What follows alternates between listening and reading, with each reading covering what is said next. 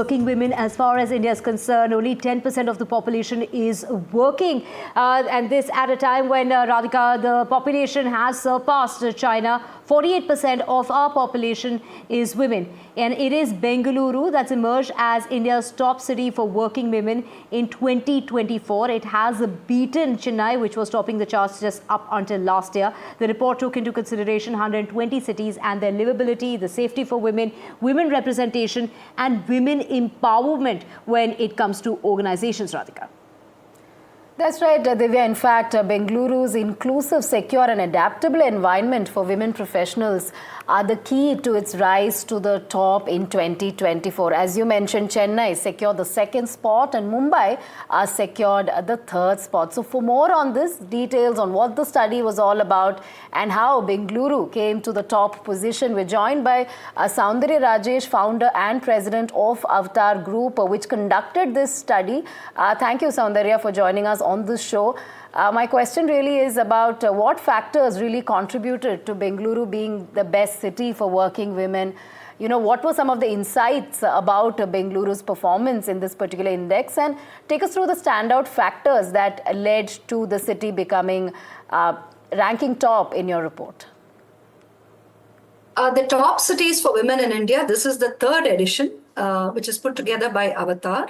And this research study actually celebrates cities that empower women. So it's not just about, are the cities habitable by women, but are they actually empowering? And what are the urban ecosystems that actually support gender parity? That's the purpose of this study. And especially because we are standing at the, goal of a Viksit Bharat, it is very important that we provide the kind of opportunity that women really seek to reach that 50-50 gender balance. So this study is all about what is the opportunity that's there and what are the responsibilities of the state governments and the central governments in making sure that every city is welcoming of women. So we are looking at, collecting data. That's what this study does. And it's a year-long study. So it starts on the 1st of January every year and concludes on the 31st of December each year. And it takes into account over 100 sources, secondary data sources. And what it basically does is it uses an algorithm to track the progress of every city and thereby creates the ranking for cities that are welcoming for women in India. In the year 2022, we started the study with 111 cities being featured. In 23, it expanded to 112 cities. And this year, we have evaluated 120 cities. So to answer your question, with regard to why did Bengaluru top the list and what happened? Yes, for the past 2 years, Chennai has been occupying the #1 spot. But this year, Bengaluru jumped to the first place, largely because of their score on the Industrial Inclusivity Index. So each city inclusion index looks at 2 different indices, which come together apart from the data that we actually get from the woman herself, the Indian woman professional. So these 2 indices are the Social Inclusivity Index and the Industrial Inclusivity Index. So Bengaluru, while it still hasn't performed very well on the Social Inclusivity Index, did extremely well on the Industrial Inclusivity Index. And therefore, it has jumped to the first position over the last 1 year. And that's why it's on the #1 spot. Right, Dr. Soundarya, of course, when it comes to city by city, the sense and feel of security as far as women is concerned differs. If you're in a city like Bengaluru or you're in the southern part of the country, from what really we're seeing according to your data is, let's compare south to north. South is not just topping the charts, but it's also followed by the west, and the northern part of the country comes third on the list. Why can't the national capital, which is 8th on your list, take a cue from Bengaluru, Chennai, Hyderabad? There's 16 southern Indian cities within the top 25 where women are coming out, in large number to work there. What is it that working women really want? Working women want, I think, about 8 things to make sure that they feel truly welcome. So what are those factors which makes a city really inclusive for women? I think the first point that women want is robust employment opportunities. Today, women have moved over from just wanting, to be at home and just experience life as a mother or a wife.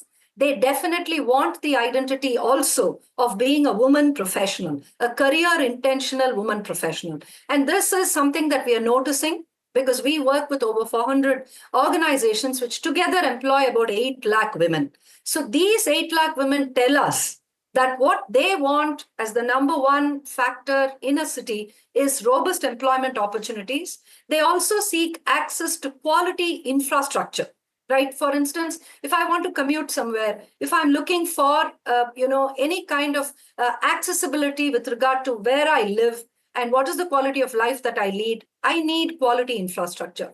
The third is career enablers. Every woman requires a lot of career enablers for them to really do well in their profession, in their career.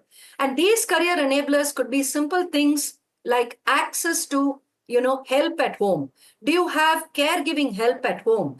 Do you have, for instance, access to people who can actually take part of the work that the woman does at home? Say somebody who comes to your home and let's say cuts vegetables for you if you need to, for instance, cook a special meal for your family.